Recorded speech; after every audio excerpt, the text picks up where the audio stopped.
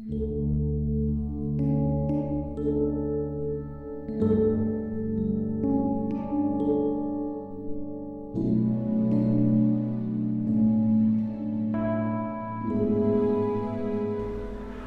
pagi saudara yang dikasihi Tuhan, jumpa lagi pada hari Senin tanggal 2 November 2020. Pagi ini saya ajak kita menemukan Yakobus pasal 4 ayat 13 hingga ayat yang ke-17. Perikopnya di situ, jangan melupakan Tuhan dalam perencanaan. Jadi sekarang hai kamu yang berkata, hari ini atau besok kami berangkat ke kota Anu, dan di sana kami akan tinggal setahun dan berdagang serta mendapat untung. Sedang kamu tidak tahu apa yang akan terjadi besok. Apakah arti hidupmu? Hidupmu itu sama seperti uap yang sebentar saja kelihatan, lalu lenyap. Sebenarnya kamu harus berkata, jika Tuhan menghendakinya, kami akan hidup dan berbuat ini dan itu. Tetapi sekarang kamu menggerakkan diri dalam kecongkakanmu, dan semua kemegahan yang demikian adalah salah. Jadi, jika seorang tahu bagaimana ia harus berbuat baik, tetapi ia tidak melakukannya, ia berdosa. Saudara yang dikasihi Tuhan, kita menjumpai suatu nasihat dalam buku Yakobus kepada kita semua sebagai orang percaya, yaitu jangan pernah melupakan Tuhan di dalam rencana kehidupan kita. Kehidupan yang kita alami sekarang sama dengan ayat yang ke-15 tadi berkata, sebenarnya kamu harus berkata, jika Tuhan menghendakinya, kami akan hidup dan berbuat ini dan itu. Itu adalah satu ekspresi atau satu ungkapan bahwa kita tidak melupakan Tuhan di dalam rencana kehidupan kita.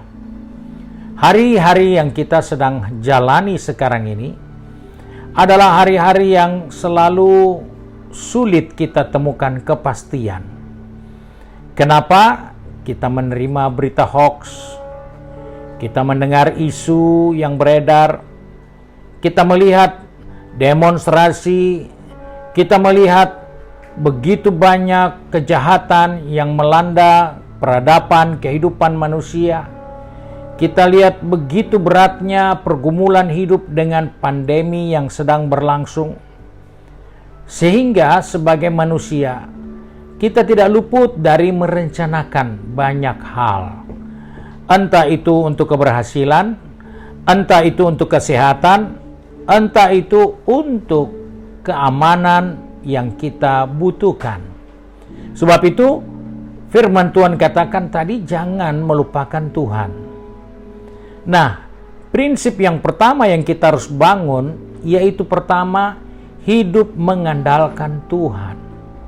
Yeremia 17 ayat 7 dan 8 itu mengingatkan kita.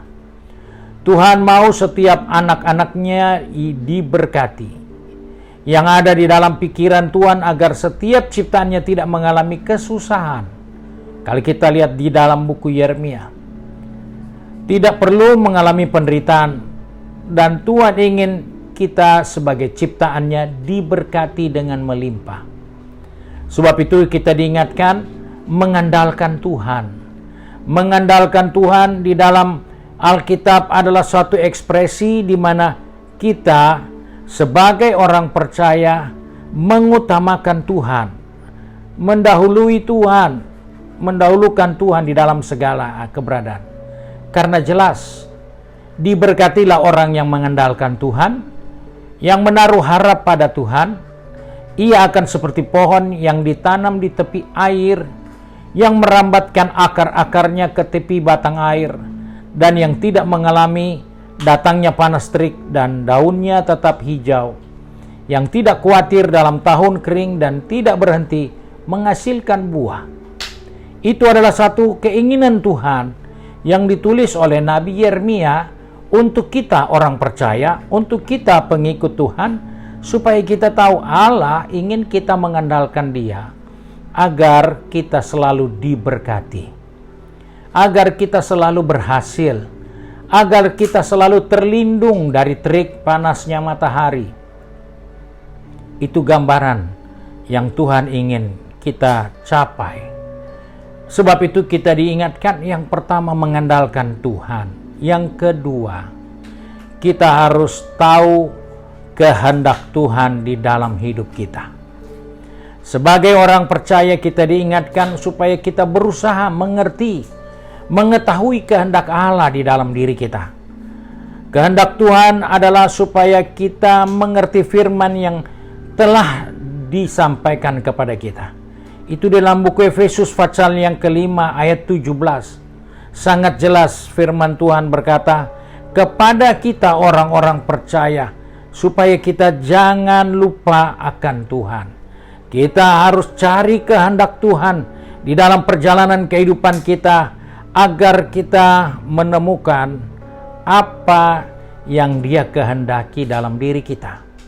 Efesus 5 ayat 17 dan 18 dikatakan, sebab itu janganlah kamu bodoh, tetapi usahakanlah supaya kamu mengerti kehendak Tuhan. Dan janganlah kamu mabuk oleh anggur, karena anggur menimbulkan hawa nafsu, tapi hendaklah kamu penuh dengan Roh.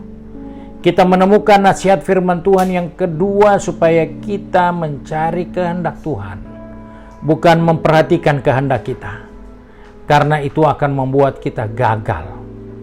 Tapi kita mengerti kehendak Tuhan. Dan hal yang terakhir yang perlu kita tahu, supaya kita bisa melihat bahwa kita tidak melupakan Tuhan, maka kita harus merenungkan firman Tuhan. Tidak ada cara lain. Pemazmur katakan dalam Mazmur pasal yang pertama ayat pertama sampai 3, bahwa orang-orang yang berbahagia adalah orang-orang yang begitu dekat dengan firman Tuhan. Orang yang mendengar dan merenungkan. Orang-orang yang benar-benar merenungkan firman itu siang dan malam. Maka dia menjadi seorang yang diberkati Tuhan. Orang yang mendapatkan pertolongan di dalam setiap rencana-rencana yang mereka akan perbuat. Sebab itu, ini menjadi nasihat buat saya dan saudara. Hidup mengandalkan Tuhan, cari tahu kehendak Tuhan, dan renungkan firman Tuhan. Itulah cara yang terbaik untuk kita menikmati berkat Tuhan. Sebab itu mari kita satu di dalam doa. Kembali kami datang kepada Bapa di surga dengan mengucap syukur, karena hari ini kami diingatkan melalui firman-Mu, supaya kami mengandalkan Engkau, yaitu dengan cara mengandalkan Tuhan setiap saat, dan juga untuk mengerti kehendak Tuhan dalam kehidupan kami setiap hari. Bapa, tolong kami supaya kami dapat merenungkan firman-Mu itu siang dan malam. Pegang tangan kami, atur langkah kaki kami, supaya baik kami yang pergi bekerja, yang berbisnis, yang berkuliah atau belajar, maupun yang tinggal di rumah, kami menjadi orang-orang yang membiasakan hidup untuk menikmati kebaikan Tuhan, untuk menikmati berkat-berkat Tuhan, baik jasmani rohani. Sebab itu Bapa, kembali kami serahkan seluruh kegiatan kami ke dalam tangan-Mu, sehingga kami senantiasa mengandalkan Engkau di dalam segala keberadaan kami, dan kami boleh melihat keberhasilan yang Tuhan sediakan bagi kami untuk kemuliaan nama Bapa di surga. Terima kasih ya Tuhan untuk kasih setia-Mu. Sebab itu kami bersyukur untuk berkat Tuhan sepanjang hari ini. Di dalam nama Tuhan Yesus Kristus, Juru Selamat kami, Majikan yang baik dan setia. Haleluya. Amin. Puji Tuhan. Saudara-saudara, hari ini adalah saat yang baik untuk kita duduk bersama berdoa buat bangsa dan negara kita, untuk keamanan bangsa kita, untuk kesejahteraan bangsa kita, dan juga berdoa untuk pekerjaan Tuhan di berbagai-bagai tempat. Kiranya Tuhan memberkati kita semua.